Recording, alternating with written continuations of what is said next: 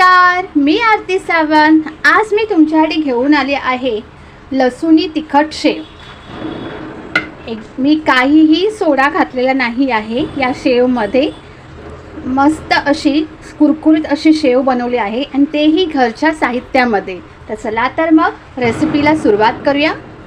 बेसन मी अर्धा किलो घेतलेलं आहे। तिखट लसूण शेव बनवण्यासाठी मी अर्धा किलो बेसन पीठ घेतलेलं आहे। पण लाडूला आपण जाडसर दळून घेतो घरघंटी किंवा गिरणीवर, तर हे आपल्याला जाडसर दळायचं नाही आहे, आपल्याला हे बारीकच दळायचं आहे। त्यामुळे शेव चांगली बारीक येईल, म्हणून बारीकच आपल्याला चांगलं दळून घ्यायचं आहे आणि चाळून घ्या।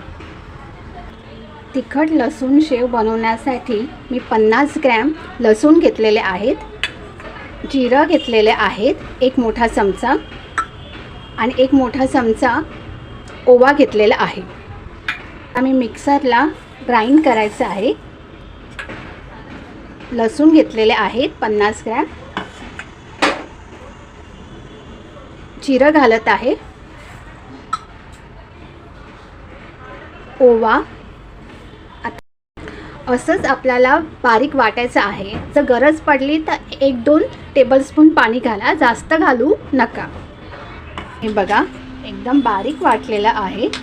पाणी जरा पण मी घातलेलं नाही आहे आणि लसणाच्या साल काढायच्या नाही आहे, अख्ख्या घालायच्या आहे। 50 ग्रॅम लसूण घेतलेली होती आणि ती बारीक वाटलेली आहे। लसूण, ओवा आणि जिरा। हे बघा जे मगाशी आपण लसूण, ओवा आणि जिरं बारीक वाटलेलं ते आपल्याला भांड्यामध्ये घालायचं आहे। मी हे बघा हे घेतलेलं आहे आणि पाणी मिक्स करायचं। पाण्याचं मेजरमेंट तुम्हाला मी सांगते, पाण्याचं मेजरमेंट सांगते। ग्लासनुसार 250 ml आहे, माझ्याकडे एवढा ग्लास आहे आणि पूर्ण भरलेला नाही आहे, थोडंसं कमी आहे। हे बघा मी 250 ml घालत आहे, थोडं थोडं घालत आहे आणि मिक्सरमध्ये जे काय आपण वाटलेलं मगाशी तर तेही जरा पाणी घालून मिक्स करत आहे। पाण्याचं योग्य प्रमाण पाहिजे, कमीही नाही आणि जास्तही नाही, नाहीतर शेव चांगली निघणार नाही, विरघळेल। आता मी हे पूर्ण चांगलं मिक्स करून घेते, चांगलं फेटते चमच्याने जेणेकरून एकजीव होईल। छानपैकी मिक्स झालेलं आहे। परात घेतलेली आहे आणि मी जे आपण लसूण, ओवा आणि जिरं बारीक वाटलेलं आणि पाण्यामध्ये मिक्स केलेलं ते आपल्याला गाळून घ्यायचं आहे। ही स्टेप महत्त्वाची आहे, थोडं थोडं घेऊन गाळून घ्यायचं आहे आणि असं आपल्याला प्रेस करायचं आहे जेणेकरून पूर्ण पाणी निघून जाईल। हे बघा असं प्रेस करा। हे बघा सगळं गाळून घेतलेलं आहे आणि असं प्रेस केलेलं आहे। हे महत्त्वाचं स्टेप आहे। आता हा चोथा आपल्याला वापरायचा नाही आहे, जे काही पाणी आहे आपण घेतलेलं तेवढंच घ्यायचं आहे। पाणी गाळून झाल्यानंतर हे बघा पाणी गाळलेलं आहे। आता आपल्याला मीठ घालायचं आहे, 1 टेबलस्पून घातलेलं आहे म्हणजे 10 ग्रॅम। थोडासा आवाज येईल कारण का मुलांना सुट्टी पडलेली आहे, त्यामुळे थोडाफार आवाज येऊ शकतो।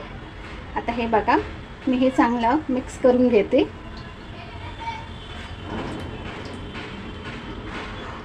आणि आता आपल्याला तेल घ्यायचं आहे। हे 100 ग्रॅम तेल आहे आणि लक्षात ठेवा हे आपल्याला गरम करायचं नाही आहे, कच्चंच तेल आपल्याला पाण्यामध्ये घालायचं आहे। हे 100 ग्रॅम तेल आहे, त्याच्याहून जास्त घेऊ नका, नाहीतर शेव तुमच्या तेलकट होतील। आता मी संपूर्ण तेल घालत आहे। आता मी हे पाण्यामध्ये मिक्स करते। आता ही सर्वात महत्त्वाची स्टेप आहे, तुम्ही नीट लक्ष देऊन बघा। आता आपल्याला हे पाण्यामध्ये सतत 5 ते 7 मिनटं असं ढवळत राहायचं आहे जेणेकरून आणि हे पूर्णपणे पांढरट व्हायला पाहिजे, म्हणजे सफेद दिसेल पूर्णपणे, त्यामुळे आपल्या कुरकुरीत होतील शेव, खुसखुशीत होतील। हे बघा छानपैकी पांढरट झालेलं आहे। 5 ते 7 मिनटं चांगलं असं फेटलेलं आहे। ही महत्त्वाची स्टेप आहे, ही चुकवू नका. आता आपल्याला लाल तिखट घालायचं आहे. हे बघा, मी 2 टेबलस्पून घेतलेले आहेत. मोठा चमचा घेतलेला आहे, तो घालत आहे. तुम्ही तुमच्या आवडीनुसार कमी जास्त करू शकता. मिक्स करून घेते पाण्यामध्ये चांगलं. जरा अजून थोडंसं पेटते. आपल्याला हे बेसन पीठ पूर्ण घालायचं आहे.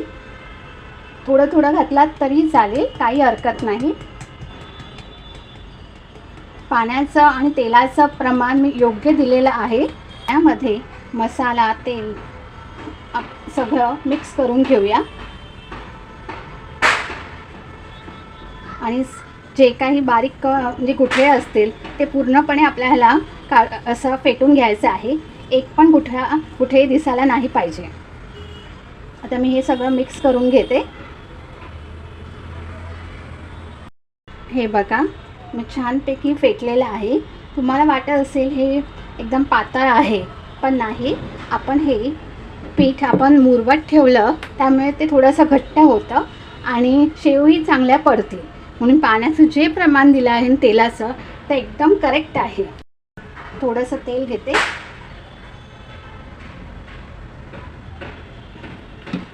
आणि मी एका भांड्यामध्ये काढून घेते.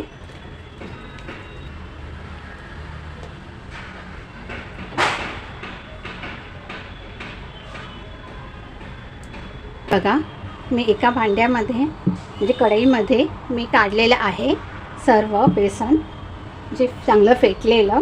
आता मी हे झाकण ठेवून अर्धा तास ठेवणार आहे मुरवत. जर तुम्हाला लगेचच करायचे असतील म्हणजे 10 मिनिटांनी करायचे असेल तर तुम्ही करू शकता, पण अर्धा तास ठेवा, अर्धा ते पाऊण तास ठेवा.